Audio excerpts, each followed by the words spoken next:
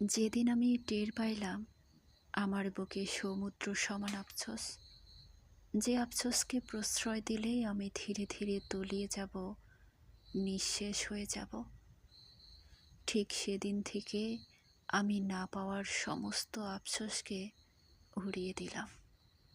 আমি ভেবে নিলাম, যা কিছু আমার হয় নাই তা কখনোই আমার হওয়ার ছিল না। যা কিছু আমি পাই নাই তা পাইলে বরং আরো কষ্ট হইত।